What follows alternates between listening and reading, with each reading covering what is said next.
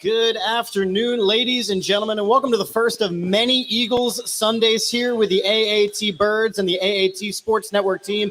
We are live, that is right, live at Sports and Social in Allentown with the one, the only former Philadelphia Eagle, Hollis Thomas, to discuss what is still happening on our screens, the Eagles and the Browns as they play a preseason game. And we're going to talk about all things Philadelphia Eagles this upcoming season. So first off, Hollis, thank you for joining us today. Thanks for having me. We set this up a while back, and I'm happy I came down there. Actually, the town has been built up a little bit more than I remember from when I was going to Lehigh back. Yes, so it's actually up to date. I like this. Actually, that's a nice place. Now, you mentioned Lehigh, and one of the things that I want to ask you is, and we talked about this a little bit when we had you on a couple weeks ago, how was your training camp experiences at Lehigh? And if a place like this existed, what would that have done to your playing shape? Well, if these places existed when we played, it would have been a lot more trouble. We probably would have been. When we played, there was some decent places around there, but the fans can't. I think the fans are missing it more than anything, because and obviously the players, because you get to, like I was telling one of you guys how you actually I was telling the guy over there how you connect with the fans from all, everybody's not going to be able to afford to come to a game. Yeah. So to be able to see an NFL practice, the way that we put on our practices, it used to be paramount. And then you look at it too. I didn't know this until I started doing the tailgating and stuff, that a lot of people planned their summer vacation around our training camp. And I was like, wow. But you never know how you touch somebody's life until you get out there and get amongst the people. Yeah. And the big thing is like the tailgating aspect that you talked about. And one big thing that your partner was Philly Sports Trips. Correct. And they do a ton of great stuff with the tailgating. They're going to every single away game this year. Yes. Starting off in Detroit. In Detroit. And we have something going with the ultimate bus trip to Fedex Field. Yes. Welcoming Carson Wentz back to the NFC East. And we have something. We have flyers out here. There's some flyers around. There's some QR code. You scan that. You can get your tickets. The end of August, get signed up. Hollis, you're going to be there. We're trying to get 1,000 people total. I think they're at 750. Yeah, we already have 750. So hurry up. We're trying to go out there, and we're just trying to make Carson's trip back to the NFC East as uncomfortable as possible. I'd be okay with that. Yeah, exactly. And just take over FedEx Field like we normally do. Yeah. But it'll probably this what we're trying to do is going to be epic, almost legendary. I'm with it. As long as they secured the railings. Oh my God. People are going to be falling off. I think the last time they were secured, probably you were still playing. It was RFK. That place is were they secured then? Probably not. Is that the exact same place where the backup of the toilets and stuff happened in the stands? I think so. Oh God. Question: was it as much of a dump as it is now than it was then? Yes, it's probably a little. It's aged a little bit, and It's a little bit worse. It's a little bit worse. The last time I played there, I was playing with the Rams, and it's a set of twins, African American guys that was twins. They're a little older, a little longer in the tooth now. And I actually saw I was like, man, y'all are still in the exact same spot, right behind the Eagles bench. I was like, it's like, how can you guys deal with this football purgatory? Football purgatory. Yeah, that's a great way to put it. Football purgatory. Absolutely. So we're chatting especially today a little bit about the preseason stuff. Now, I know that things have changed between 4 games and 3 games, and there always used to be, when there was 4 games, week 1 you didn't play the starters much, week 4 you didn't play them at all. Now it looks to be that week 2 of the preseason is where you play all of the backups. Right. So as a player, what is it that you're looking for, as a former player, what is it you're looking for from this game, from these guys who a lot of them won't make the roster? Well, some of them won't. But some of the guys I was hoping to see some good things from so that they could be good trade bait. Yep. I called Andre Dillard Big Pudding and Jalen Rager. I felt like they did some pretty good job there. Some teams offensive tackles go down and their number one receivers go down, and they feel like one man's trash is another man's treasure. So they feel like they can fix those guys. And why don't we get something for them? We went out on limb and drafted them. But the other thing was, I think with the new way that they're practicing, way that they're practicing when they're practicing against each other, that those 2 days are almost like in the game itself for the ones, because you're trying to see your ones on their ones every time. And you don't, like after that, you don't even want to see them anymore. But to actually put the twos out there, I think it was a good thing to do. I like the way our offense just marched downfield the first 2 drives. I was a little disappointed in our defensive effort with the twos. Yeah. Because the second string, most of the time, you see a lot of times the second string they'll mix them in with the ones because you're going to be playing at some point. If you're a backup, you're going to be playing with the ones. Right. But when you're playing versus the twos, you're supposed to look like a 1. Yeah, it's like you're supposed to be kicking the opposing team two's ass, and that's just the way it is. And I didn't see that today. Right. And, one player I want to bring up, and he's one of the rookies, and he's playing a lot because Jason Kelsey is out having a little elbow surgery, is Cam Jurgens. Mm-hmm. What's your thoughts on him, seeing him the first 2 preseason games? To see him, he's a good kid. I like him because a lot of people, he could have went in the tank, so to speak. After that one play went viral. Could have messed the kid up in there. But then you saw his teammates step up and say, sometimes he's beat me, sometimes I beat him. It's a good battle out there. But to see him go out and see, that was one of the things. Our twos actually look like our ones versus their twos. Right. That's what I'm talking about. Our offense did what you expect them to do, because you expect our offense to be able to insert at any point when we need them. Right. But our defense is kind of sketchy right now because none of the ones were out there. You're like, okay. Yeah. We got to do some more work. But only excuse I can make up for the defense is that our defense coordinator, we went out there with an empty gun. It's like you line up stripe to stripe. I was like, at some point, do something exotic. But when are you going to do something? Think of something. Run more than 4 guys at the quarterback. You're supposed to see what you have when you turn them loose. It's like and when you have them thinking too much, it's like you don't really get anything out of that. Well, and that's one of the questions that I always had about preseason, is because you don't want to tip your hand too much, but at the same time, you've got these guys who are trying to showcase what it is that they do.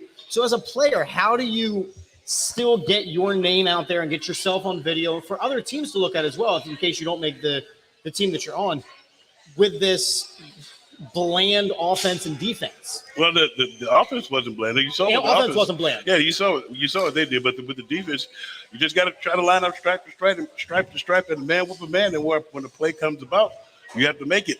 But it's no creativity in this to give anybody any latitude to. You don't know how our linebackers will blitz. You don't know how our secondary will blitz. It's like it's like you're kind of hamstrung as far as like when the other teams are looking at you. So you do the best of your ability to put out what they give you. Good point. My question is, the way the NFL is trending nowadays with preseason games becoming basically obsolete, would Hollis Thomas prefer that compared to what you guys went through back in the time that you guys were playing the defense? No, because I think the way we went through defense is is a better way because you get rid of all the soft tissue injuries. It's like you see our Miles. Miles has got a soft tissue injury. Miles' whole body is soft yeah, tissue. yeah. I was like, I love the kid, but it's kind of like that beautiful car that you can never drive. Yeah. So it's always something wrong. But he's a great talent, but it's kind of. I was just having an argument with somebody about McCaffrey. I was like, but Miles is way better than him as far as like being on the field. But it's like you often heard it's like, and you don't get rid of those injuries until you actually are out there playing football. The only way to get your body ready to play football is to play football, and it's never. I don't think it's ever going to change. It's like because you're going to see more people with soft tissue injuries. You're going to see a little bit of sloppy play here and there because guys are not hitting the way they normally hit and the way we normally used to hit in training camp. And now they got this 20% thing. That and Operation Crap Hole. I was like, dude, that's got to add weight to the helmet. Come on, you can't it's just adding more stuff to the protective gear. Makes you look like a nutcase. Well, and it's funny because a couple of our guys got concussions during camp and during preseason games. With those on. Jordan Mailata was asked, what do you think about this? You just got a concussion with. He goes, they're stupid and they don't work. Well, you can never, when somebody says, we're going to soften the blow, really? How are you going to do that? Are you going to get out there and pull something back? No. No. If anything, you're going to hit harder so you can try and make it sound like something. Exactly. So they need to throw this one away. But I do understand it with the long-term effects, and they're trying to prevent serious traumatic brain injuries when you're done playing because there were so many horror stories. But for the current crop of players, it does not seem to be resonating very well. It's a way to try to help prevent that. That's why they have the heads up program. Right. I was like, but you're not going to lessen any of it because you got guys that are bigger, faster, and stronger. You got guys. It's just like it's a sport that you know that you're probably going to get concussed at some point. But to take the proper channels and to go through the proper healing, that's the key. Right. So. And one thing I want to bring up, you brought up joint practices and some of the things that I noted and jotted down, looking at the, all the reports and everything coming out. You didn't get much video because it was in Cleveland, so only Cleveland showed their highlights, and the Eagles the day after would show theirs. Yeah, they got that out there real quick too. Once that was only the videos coming out, Philadelphia Eagles was like, hold my beer. Hold on. We'll show you. And then some of these show you what truly is happening. AJ Moss basically mossing the DBs, taking the balls away, just going up and just being a terror on. We haven't seen that. We haven't seen AJ Brown, like a player like him. I'm going to say since Deshaun was great and Macklin was good, but it's Tio. Yeah. Tio was the last type of big number player. one receiver. Yeah, big is the operative word there. He's a man amongst boys. If you next time you get a chance and you see him next to our receivers, he pretty much they're like his kids, so to speak. One thing I want to bring up to you and ask you about, you've been able to go down there, see some of the practices and everything. I want to bring up a player that kind of plays the same position you play, Jordan Davis, the rookie draft pick. What do you think of him so far, what you've seen? I like what I'm seeing so far, especially coming into his rookie year. The one thing that I've been able to talk to him a couple of times, and I told him the only thing that I want to see him do is be extremely violent with his hands.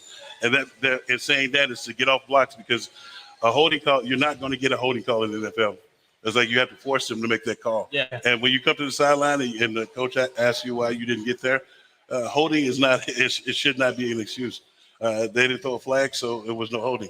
That's the one thing that I like to see. But I like the way he's taking the coaching and he's keeping his pad level low. And he's a pleasure to be around the kid too, because he's always positive and stuff. And just they went out and drafted a bunch of really good kids to shore this thing up that want to win. That was the other thing I got from them. They want to win. And then the fact that you got his buddy, Kobe Dean. It's like that's like sometimes like they drafted not the last time that something like this happened. They brought what's the kid's name? Stacey Andrews. Yeah, they brought Stacey. They brought his brother here. Sean Andrews, and then brought his brother here. Yeah, but they had to sign him. This was just a draft where you actually had two players that are good enough to be on the same squad. Yeah, you have to pay him huge money to. Yeah, right. Yeah. Because they were one of them soon. Didn't they sign him right after they let go of Dawkins? I think. Wow, bad memories. And then they say, "Hey, this is Stacey Andrews' day." Yeah. Really? Oh, God. Oh, yeah, you're right. I recall that. Really? Really?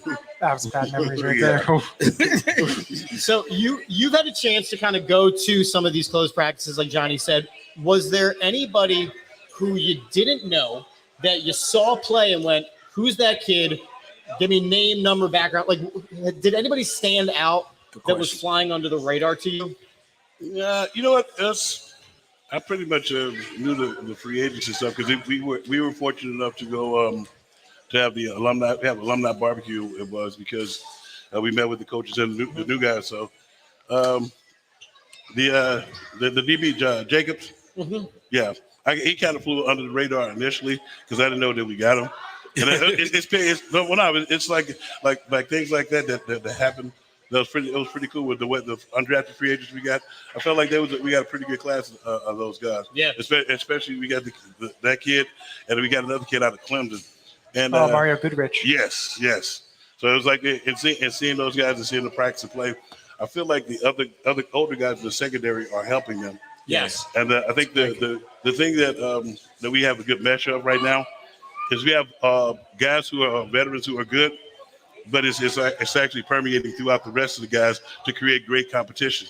So you have to be on your P's and Q's, or somebody will be there really to truly take your spot. Absolutely. Yeah. So that's what you want on a good football team. Well, right. You want the competition, and I think one thing that you mentioned is a lot of the rookies and the younger players are all come from competitive college programs. Yes, winning college programs as well. Yes. That run like a professional organization. Yes. So there hasn't been that big jump. Yeah. It's hold on a second. I'm melting like Frosty Snowman. You got me.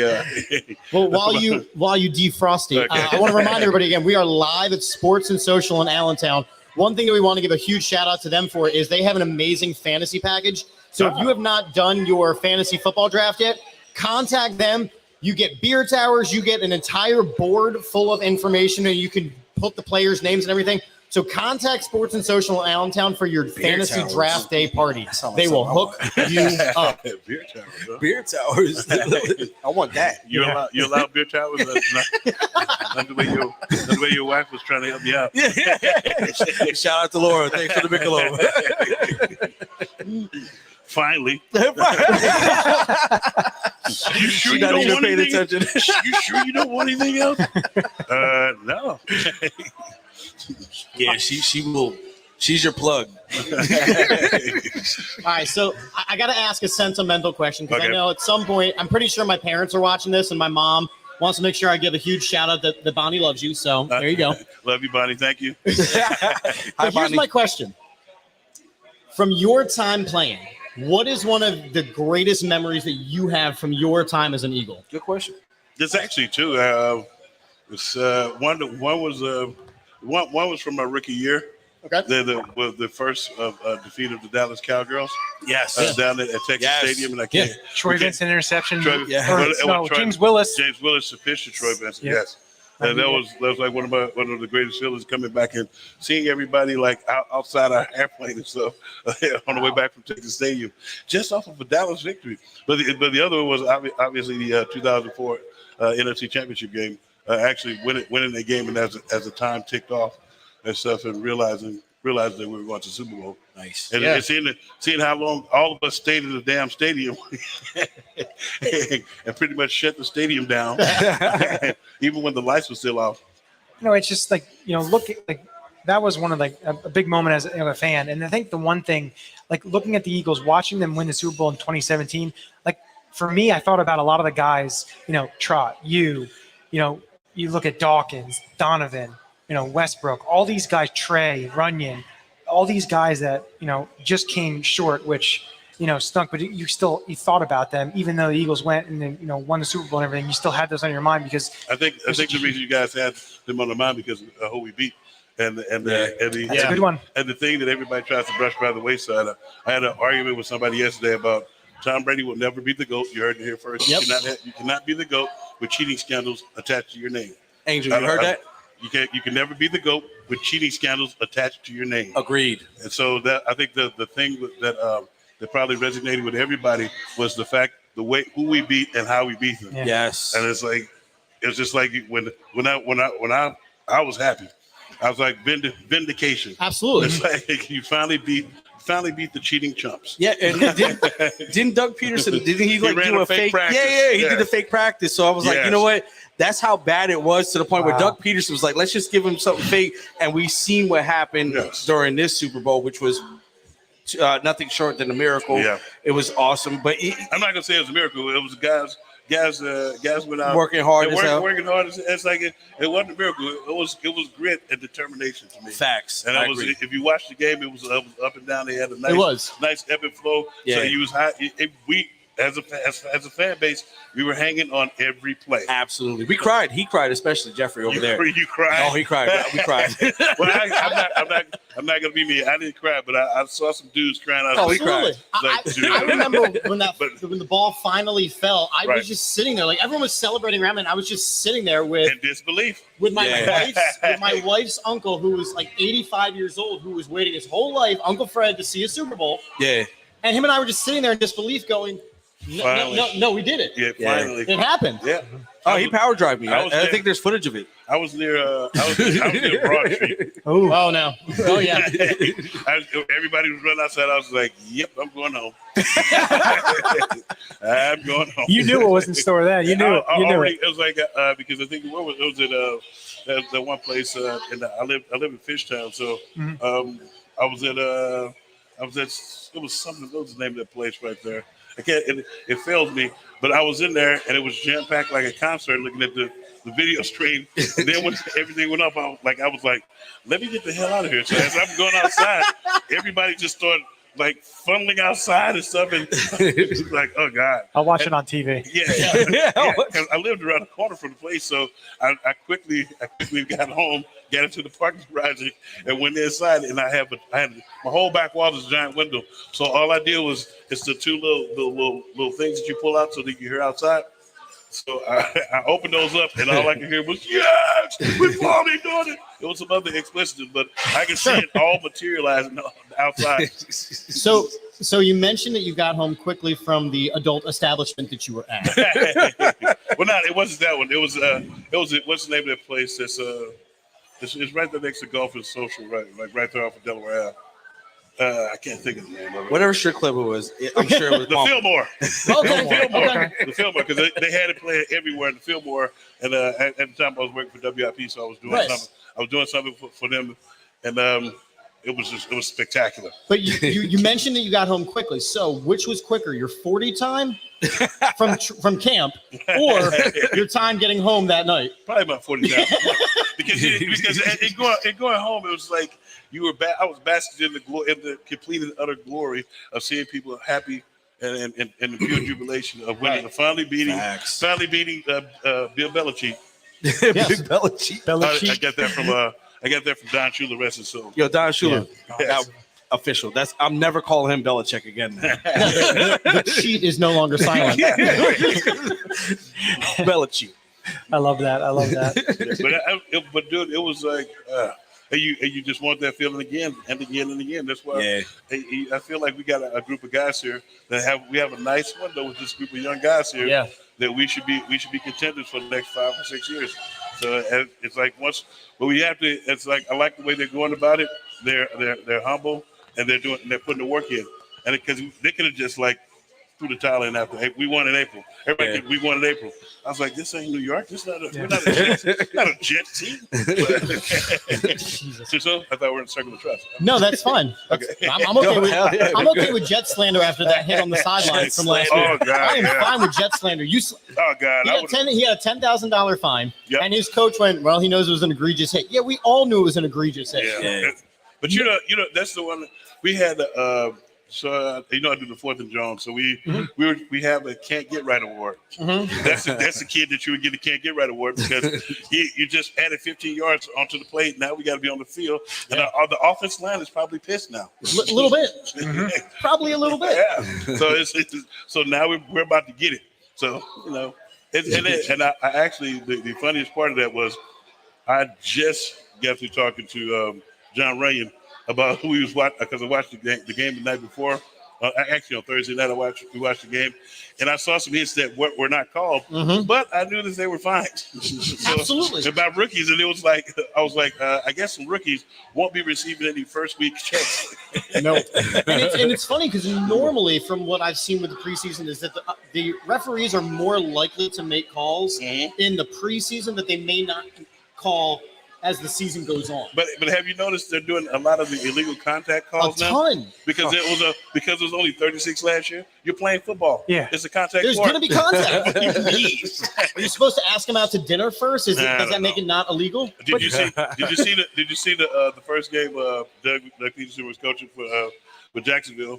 The first round pick, the first overall pick, he hits the quarterback clean. I saw that. Did you? And then they called I hope he's going to be okay. They call laying the quarterback down. Really? Yeah. I don't call it unnecessary roughness anymore. I call it laying the quarterback down. Well, they said they were going to lax on that too. They were going to kind of come off of that penalty, but apparently they kind of had it. It's the dumbest thing in the world because you got the highest paid person on the field that can't take a clean hit. Yeah. And that you can't get any cleaner than the way they can't hit him. That's like I don't know. And at practice, you can't hit him at all. At all, yeah. They literally were. Do you remember the movie The Replacements? The red means stop. You can't hit me. Yeah. It blows my mind. And these guys, my favorite is, especially with the social media, is they will. I hope he's going to be okay. And it's literally like he taps him on the shoulder. Yeah. I mean, it is getting to be too much. But the egregious ones, like in college football, a hit like the one that Jalen Hurts took, ejected. he was ejected. Yeah. So if we're trying to protect players long term, You get two personal foul penalties and then you're ejected. right? Yeah, that was a personal foul. So Absolutely. it should because it happened out of bounds, clearly out of bounds. I don't even know where he came from. Yeah. I think he was subbing in, and he didn't get onto the field yet. Wow. We're talking about him today, so I know. we are. Whatever he did worked. But not really because he's going to be $10,000 $10,000 in the pocket. I mean, that's not good publicity. So we're speaking about Jalen Hurts a roundabout way a little bit, and I'm going to go very direct here because it is Philadelphia, and we like to talk about quarterbacks. Yes. Is Jalen Hurts the guy? Yes, he's a guy. Great. Without question, I feel like he's a. And the thing, Mike Bauer, that's for you. The thing that I love about him being the guy is he came with this team and they're going together. It's like so they're gonna follow him, and he's one of those guys who's not going to take for granted that are doing well. It's like if you notice, only thing that I hated about my boy Carson was he felt like he had arrived and he didn't feel like he needed to do anything to get better. Yes. And I say, Well the reason I came to that conclusion was it was one statement that he made. That's the way I play. I'm not going to change the way I play. Where you need to because you are leading the league in interceptions. I like the fact that Jalen, he goes back, he looks at his mistakes, and he knows that it's what have you done for me lately, league. It's like so. The moment he has some games in a row where he's not doing well, he needs to go back to the lab. Yeah. But given what I've seen, I don't know if you saw that first drive. It looked great. It was great. Everything that we were criticizing him on last year about his footwork and stuff, and about getting into the pass and getting rid of the ball faster. He's doing it, and he's doing it with the guys. The guys that came in with him, but it's a bunch of young guys together, and that's why I said these guys have an opportunity to do something special over the next 4 to 6 years. He was dropping dimes too, man. He looked good. Yeah, some of those passes were tight passes. Tight windows. Yeah, he's been throwing them at the tight windows in practice as well. Yeah. I think he started off in training camp pretty slow, but you have a bunch of new toys. That's why I knew the New York Jets game. They were going to play the ones to see what we got together. Yep, absolutely. See what we had together. Yeah. And it's funny that you even mentioned Carson Wentz and they're not willing to change things because there's a highlight, and I call it a highlight with I see that. I know where he's running around, not getting rid of the ball, which is one of his giant downfalls here in Philadelphia. I think it's going to be a giant downfall everywhere. You can't. This is not high school. This is not college. Yeah. You have professional. North Dakota, brah. Put some respect on North Dakota State. Well, what about the other kid that came from North Dakota State? He seems to be doing okay. Trey Lance. Yeah. We don't know that. He's going to get his shot this year. Yeah, but he's already getting. He's looking pretty good. Looking pretty good. But again, it's a different style. I know. So we're speaking about locker rooms, and I have to ask because we just spent a week doing joint practices with Cleveland. Right. And I'm not saying anything in particular about off the field drama. Right. But there is some off the field drama in Cleveland. Right. Was there ever a guy, and you don't have to mention names unless you want to, which I'd love to hear. No, Was there please ever do. a guy Let's do it. in your locker room where you just kind of looked at and were like, nah? Nah, I know what you mean. Too. It's like the funny thing is like you don't get teammate and homie mixed up. And so in certain situations like that, where you know somebody doesn't mean well, or you can't count on. That's the part where you expect the people upstairs to make the right decision. It's like because if you can't count on that guy, he's taking up a roster spot and preventing us from getting better and preventing us from getting to where we truly need to be and want to be.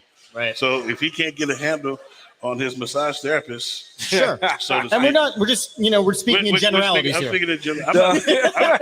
I'm going straight to it. It's like they went and got him because they felt like he was the one to put them over the top. Now that he's got his suspension and stuff, he needs to take the counseling or whatever it is. Mm-hmm. But we can't have that. No. We can't have that at all because we're counting on you. You're supposed to be the face of our franchise. Act like it. That's like you don't go out. Word. That's like when you go out, know that you're representing all of us, not your family and your teammates. It's just like I don't know. It's like I think that's one of the most selfish on teammate like things to do is to go out and do something that's going to bring that type of negative attention to all of us. Now we have to answer questions about your goofy ass. Name on the front, not name on the back, right? Yeah, and I think like the teams that you were on, you guys were just seemed to me such a tight knit. Yeah, we cool. Yeah, we just had that at Dawkins his golf outing, his charity golf outing. He had a lot of us back too, and we hadn't seen each other in a while, but it was just like old times. Right. Yeah. So a reminder, we are live here at Sports and Social in Allentown with the one and only Hollis Thomas. Don't forget.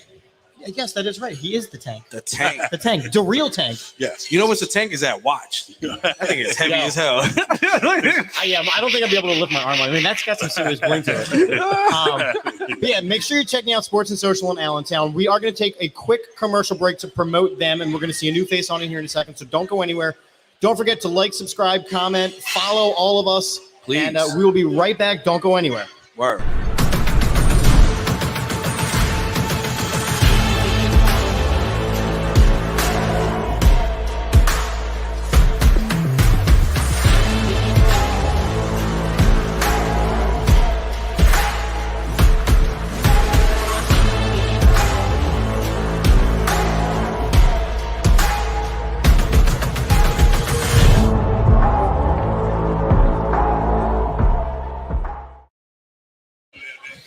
Alrighty, so we're back again. Sports and Social, Allentown, with Hollis Thomas here. Talk a little bit about the Eagles. Post-game live. The Eagles did beat the Cleveland Browns 21-20. Not that it really matters all that much. Preseason scores don't matter. It don't matter. But now we have Jeff on. So we got Jeff on this this last section of the show. Hey, you know what? I'm sorry, I don't mean to cut you off, but Jeff did a lot of work today. Let's give Jeff a round of Jeff did a lot of good for all the work Jeff put all this together. Way to go, Jeff. Jeff did good. Appreciate it. He did good. But the one thing we can talk about here, the last section of the show, is talking about the season, the outlook on the season, because the last preseason game is basically all the backups anyway. So, yeah. But it's a great barometer of what your practice squad is going to look like. True. And if you pay attention to next time you're not doing anything, pay attention to the game and see who gets tired first. Well, the good news is Jeff doesn't do it again. No, it's kind of funny though. It's funny. It's cynically funny because nobody's coming to get any of those guys. And you can see them looking to the sideline for help, and it's not coming. But you have to realize too, if you play special teams, you're on all the special teams, and you're starting on defense or offense. Yeah. So when you see one of the guys I like to call them the rangy guys that are like 250 or 260, like 6'3" or 6'4", you can see them out there on one leg, not even bent over, with one leg in front of them, and their toe bent in this way. So yeah, I think one thing with the last preseason game is these guys, some of them may not make the roster, but they're putting film out there for other teams to be able to get on other teams' practice squads, get on other teams. Well, see, but it also this too is like when you look at it, all the other teams are gonna look at this film. You might have somebody that makes a roster somewhere else that they might covet you more than they covet that person. They might release them and pick you up on waivers. Yeah. It's like, so when you look at it, you have to put your best foot forward. You got to go out there because it's you're literally fighting for your football life. Word. Yeah. Football life's what, 3.5 years? Is that I played 15. I don't know. I know you played a long time.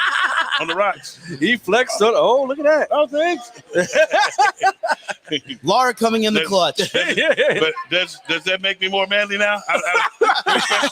You're questioning my beer earlier. I'm just but I have a quick question for you guys. So how long you guys been doing the show? It's about 2 years. We started back in April of 2020. 2020, yeah, right before the pandemic it roughly started. So I showed up everybody does that. Right before the pandemic is when a lot of things start going on. Yeah. So we just, kept doing it. We love talking Eagles, all, that kind of stuff. And then we started streaming back, I think, August of 2020. And we just, kept going along with it. Got some guests, had some people reach out. I think one of our first guests was Ron Jaworski, I believe. Jaws. One of the nicest guys. I love Jaws. That's my guy. It was Jaws, we talked to Jaws rich as fuck. Fudge. Rich as fuck. Wow. But no, I didn't even drop an F-bomb. Yeah, I'm sorry. I'm sorry. public establishment, Peanut. I'm sorry. But no, it's just sorry. It's just seeing all these guys and being able to, talk to these guys. Talk to, Rob Mottie's been on our show, the AP writer. He's in the Philly area at 97.5. All these guys able to, reach out and actually, respond to us. And you too, Well, you guys stuff have, we posted. you guys have a nice platform. And I love seeing the highlights that you guys put up and stuff. It's like, cause I still have a lot of my highlights out of. That's all him. I was actually supposed to go to NFL Films, but the list of people is so long that they want to get over and get their highlights out. I was like, wow. Because Ray Dittager's son is like one of the camera guys. And he was looking me up to go over there, but I've never been able to get over there. But I got all this crap on VHS because I used to be the host of Inside the Eagles, the very first Inside the Eagles show from 97 to like 2000. I used to watch that show faithfully. I swear, I used to watch that show faithfully. I used to have all these VHS tapes that I need to transform them to DVD. So my mom has them though. So, but it was a show every week, and then I would go and visit different players in the off season and stuff, and we would do the other side of the ball. It kind of puts you in that mindset. And when I was impressed with you guys. That was the only reason I talked to you. If I thought you were, we appreciate your respect, and we respect you back. I was like, I hope these guys are not a bunch of but because if you don't realize, there's a lot of people out there that are scam artists and are fugazi. Yeah. So, but you guys, they are the real deal. You heard it here first. We're tank approved, ladies and gentlemen. So again, make sure you're following, liking, subscribing all our social media platforms. We are officially tank approved here on the AAT Sports Network. Yes. Now, who was the Jalen Hurts hater? He's not here right now. He unfortunately cannot make it. I knew as soon as he was like, yes. I was like, you gotta have somebody on it because unfortunately we had to put Evan and Prime in their place. Myself and Maul 2 weeks ago. We were talking about leading up to the game, to the Jets game, because we went to the open practice. Yeah. And they were talking about his accuracy and this and that. I was like, well, you work on that. This is actually his third straight year. And then I did go off on a tangent. You guys have to check it out. It was pretty funny because they were scared after. I was like, dude, it's like you don't have to be scared, but give the kid a chance. Yeah. That's all.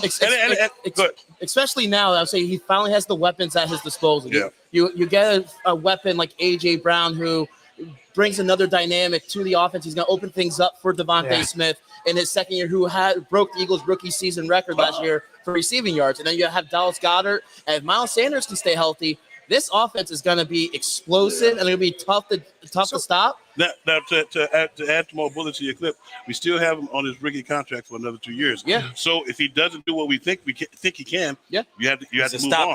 It's it's not even a stopgap. You want to make sure that this is the guy. Yep. This is the guy. Right. And if he does good this year, you see how good he does coming into the next year after some success. But if he doesn't have any success, you have to move on because he's the leader of the team. And well, that's why this season is so critical for Jalen Hurts. Even though, like you say, he's on a rookie contract for 2 more seasons.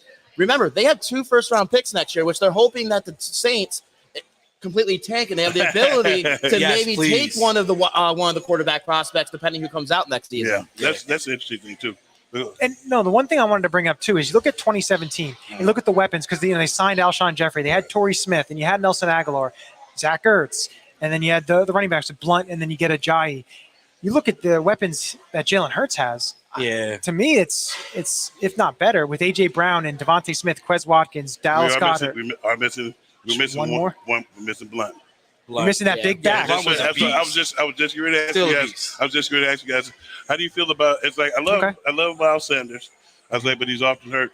How do you feel? What do you guys think that we need as far as our backfield? We got a couple of scat guys, but we put the smaller guys in there, and they're getting the tough yards. But at some point, the linebacker across the way is going to be about 240, and he's going to bring that thigh out. We're going to need somebody back there that's the constant back. Am I going to say it? Go ahead. Am I going to be the one to say it? Go ahead, Kareem say it. Hunt, baby. Kareem Hunt, where is he? Yeah. What, just I know you all were thinking about it. I know you. I have another name for you. Who's that? Right. Who? Another name for you. Alex Madison from the Minnesota Vikings. Oh, So- I like him.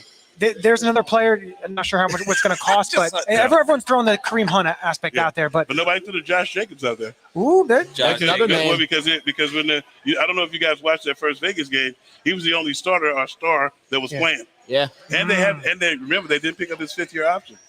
yeah, and they didn't they also they have Kenyon Drake, and they also drafted a back. So they have a couple options there. So that's. And he said, he all of a sudden he said, "We're not shopping around. Then what the hell are you doing?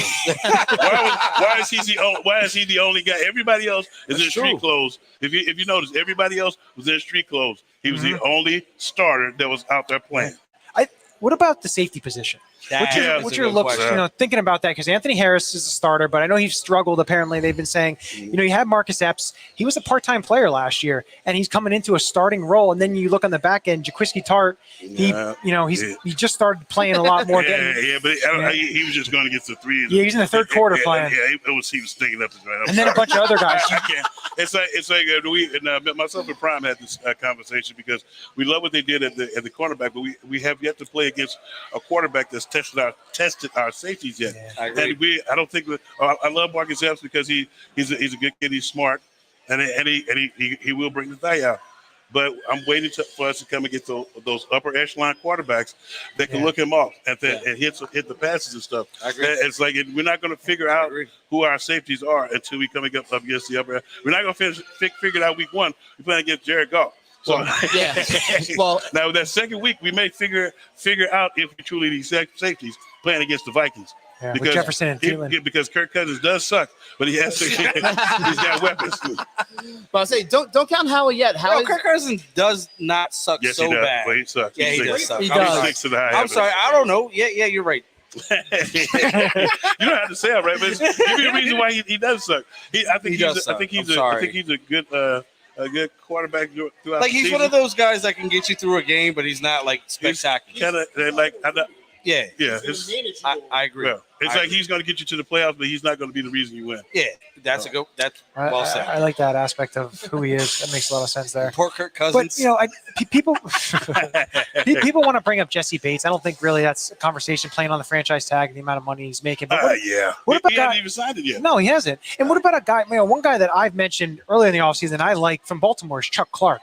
I know they got Kyle Hamilton. I know they signed Marcus Williams, who the Eagles tried to sign. They were beat out by him. But they got Jefferson as well, don't they? Tony Jefferson as well. And I believe they did draft someone. So he could be a possibility we can try and trade. Or did they draft Hamilton? Didn't they? Kyle Hamilton is on it. Yep. I wanted Kyle Hamilton, but he's been getting his ass toasted.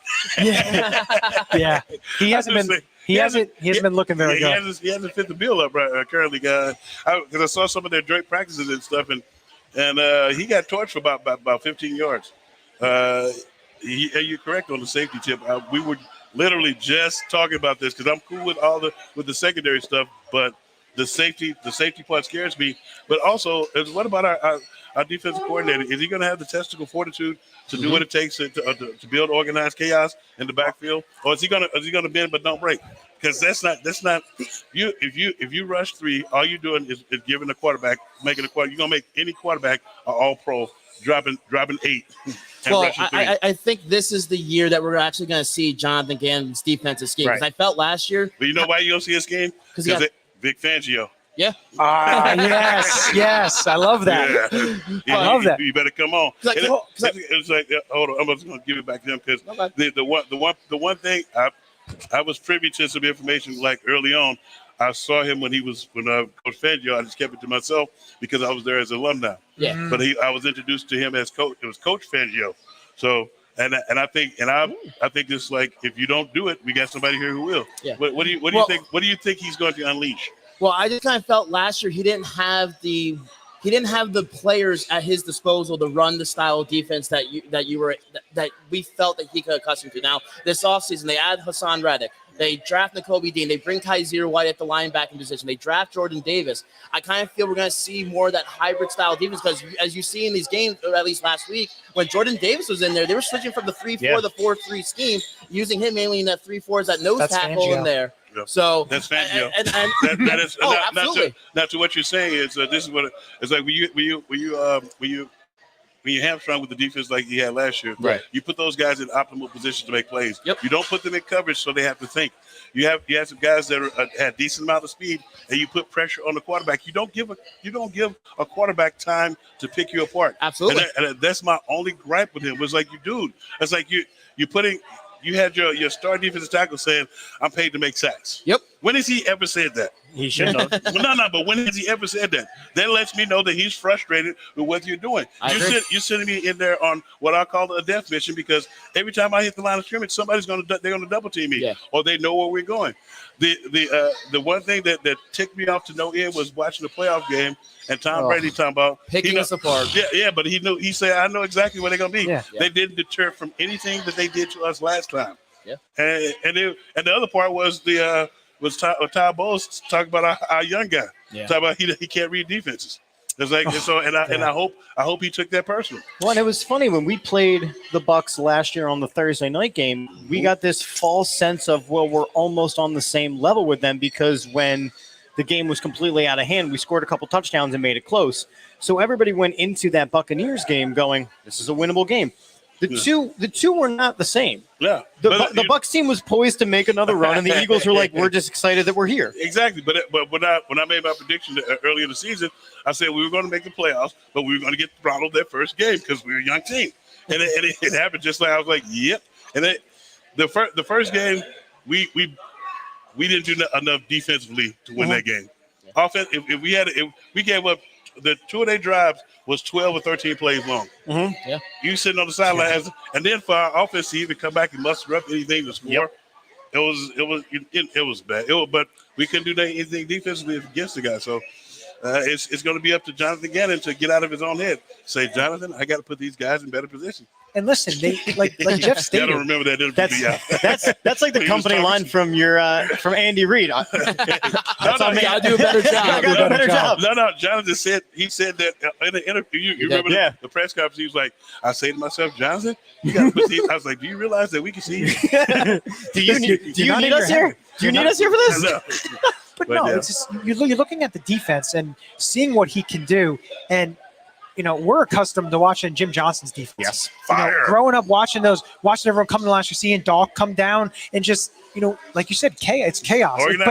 Organized chaos, and it's just you want to see that getting guys like Kaiser White and TJ Edwards playing a lot better, and you have Hassan Reddick and Brandon Graham's back. Hopefully, he's saying he's looking good. He's tremendous. Oh, dude, I didn't even think what he's doing was possible. He's not because and then the other part too that he worked on some things that normally as a player you spend so much time trying to get back healthy. Yeah. And by the time you get back healthy, it's time to go back to camp. You don't get to work on like certain aspects of the game.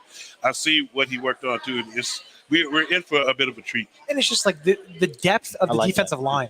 The depth of the defensive line right now. You have Cox, you have Hargrave, you have Milton Williams, you have Jordan Davis. Well, and you get Brandon Graham back. You still have Hassan Reddick. Sweat. You have Derek Burnett is there, but he's not going to be playing as much. But maybe he'll help you. Thought that's the epitome of can't get right. You always know that he's going to hit the quarterback late, or he's going to get an unnecessary roughness penalty. Something stupid. Something stupid. It's bad when the head coach is like, you didn't even have to tell me who it was. I knew who it was. That's what Nick Sirianni said one time when he got a 15-yard penalty. I was like, man. So Well, and that's one of the things that I really like about Nick Sirianni, because even though the Eagles won a Super Bowl with Doug Peterson, I always felt that he was not the right guy. And you look at like the way he ran practices, and practices were very basic and not a lot of hitting and not a lot of competition. And that's why there was a ton of soft tissue injuries during Doug Peterson's run. Yeah. Nick Sirianni is a very competitive guy. Yes. Which I think translates to this Eagles team. It translates to the city personally. Do you know that they have a basket in the team meeting room? I know he's mentioned playing horse before. Yeah, so and it's a hoop In the auditorium. Where you hold the press conferences. Yeah, but apparently they be shooting free throws in the competition. Good. I was like, dude, but it's so cool to see the level of competition in which he's going through, because as a player, you want that. That's what gets the competitive juices going. That's what gets you going each and every week, knowing that you have an opportunity to go out there and get a victory, and that it's like you're like an ankle twist or a kicking the groin away from being playing. Yeah, and I heard a comparison to Nick Sirianni and one was he's like a modern day what Dick Vermeil would be if he was basically now. Just like the players love him, the players like to play for him. It's just there's a little difference there, but it's kind of I can see that. It makes a little sense. Sirianni's different than what Peterson was, I feel. Right. And I just think everybody did love Doug. Everyone they loved him. Yeah. He took care of everybody and stuff. Ice cream. Vanilla ice cream. Yeah. Let's go get some ice cream. Yes, let's go get some ice cream. Your dad is the dork that buys everybody. I did when I brought that up. The kid from Sandlot, Victor, he played in Sandlot, the little redhead kid. He's from Delaware. He's actually going to be on the bus trip. Oh, really? Okay. Victor, I forgot Victor's you last should name. know. Come on, you're Sandlot, right? Aren't you? I don't. The small redhead. Yeah, I know. I mean, listen. His first name is Victor. He's from Delaware. Okay. He's gonna do some research. If it was an NFL player, Johnny could tell you college 40-time GPA. Northern Illinois. Oh, well, it's my 40 time. 4.75. How about is that exactly correct? Victor Diamatia? Yeah, Victor. Yeah. There we go. Yeah, this Victor. He played in Sandlot. He was. I met him and Shooter McGavin and Larry from Three's Company. And Greg from the Brady Bunch. Man, we have to start hanging out with you more. Seriously. At a golf outing. And Victor, I didn't know Victor was he's an Eagles fan. He grew up an Eagles fan. Wow. And he knew most of the people in our media because he had been over to do the tour before. And so we was over there at practice, and I was telling him about the trip to down there to say what's up to Carson. Sweet. And so he's going to get on and come down. That's going to be an enjoyable experience. Yes, it should be. It should be one of the more awesome trips because it's a bus trip. You're going down for one day. It's not like one of those long drawn out ones where you have to. Oh, yeah, I got it. You get drunk the first night, and you wake up the next day like, God. Well, and the tailgate, the spread that Vince showed us, it's incredible. Tremendous. And then you get to hang out with the man Hollis Thomas. He'll be at the tailgate as well. Yes, and shout out to Vince. He couldn't make it. He's doing daddy duty. Hey, gotta be daddy duty. Family comes first. He was at Crayon World yesterday. Oh, there you go. There you go. It was funny. We were driving up here, and my 8-year-old goes, "Are we near the Crayola factory?" And I went, "Similar, but no, we're not." Halfway there. I feel as though you're lying to me, Dad. Yeah. But he's fine. There's video games over here. Yeah, again, we are live at Sports and Social. You have to come check this place out. But I like it. It's nice. Great food, great drinks, great company. They've got games all over the place. I mean, this place is beautiful. It is in the middle of Allentown, right across the street from the PPL Center. You got to come check it out. One question that I have for you. Oh, me or him? No, for you. Okay. It's all for you. Okay. Yeah. I'll let you take your sip while you think about it. But you played football for quite a while in the NFL. Mm-hmm. What is the biggest difference from today's game from when you played that you can see? The penalties. Okay. It's not so much the softness of the game. They practice a lot less, but the way they call the penalties, they don't give the guys the opportunity to play. Yeah.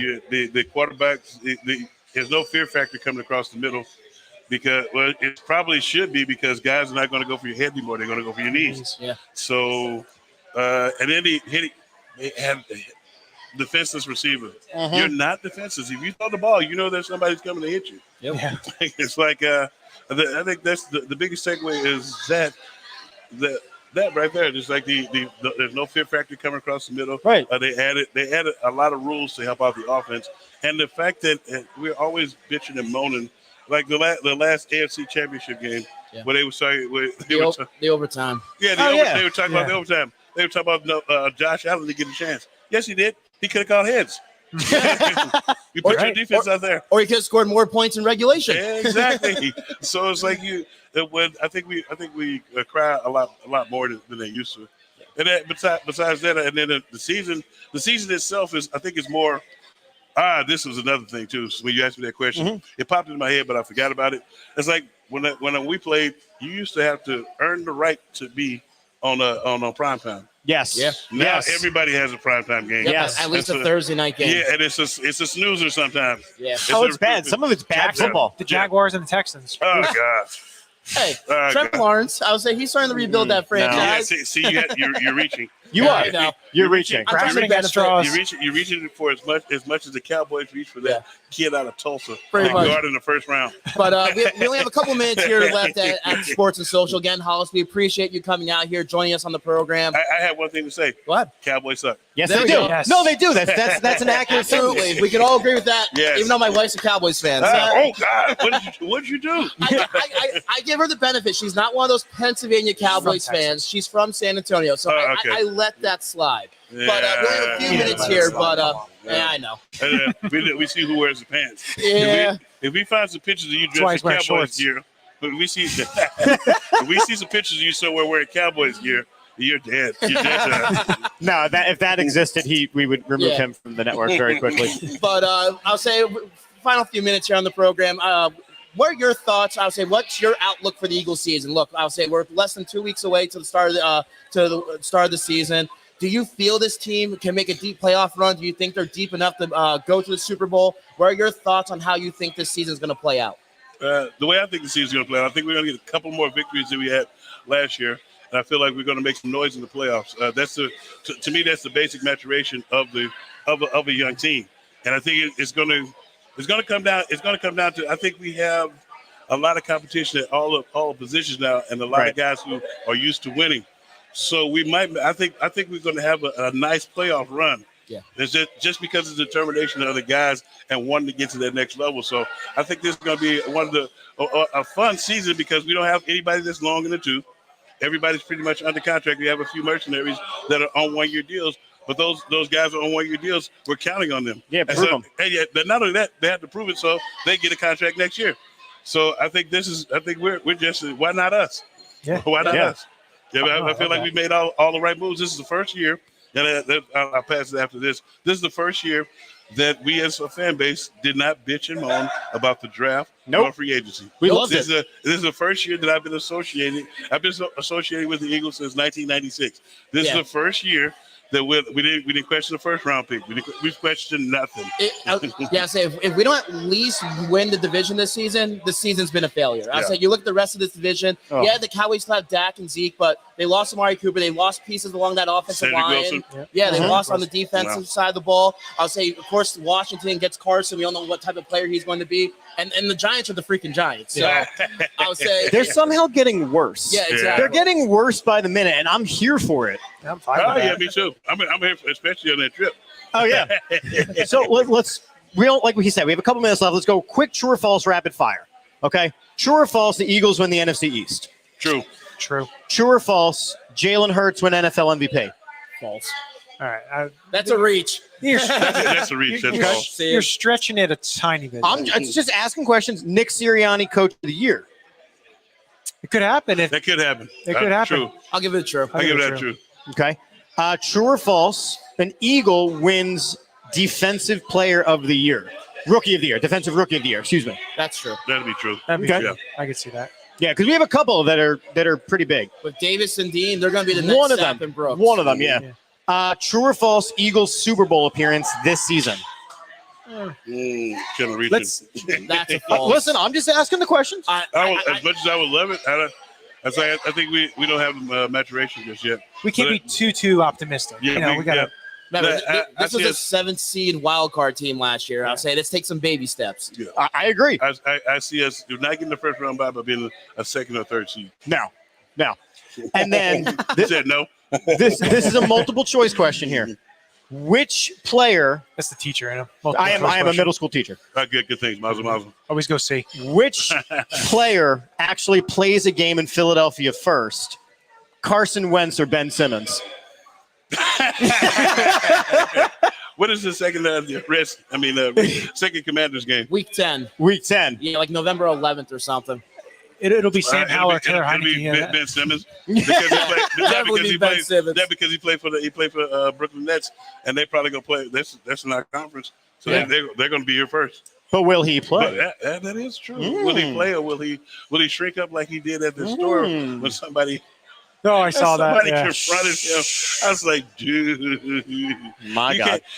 At some point, you have to have some integrity and know that when you shoot the fans the way you do, stay your ass in the house. Stay in the house. Yeah. Actually, it was one quick story. When I was playing with the Saints, this kid, David, I forgot, Jason David.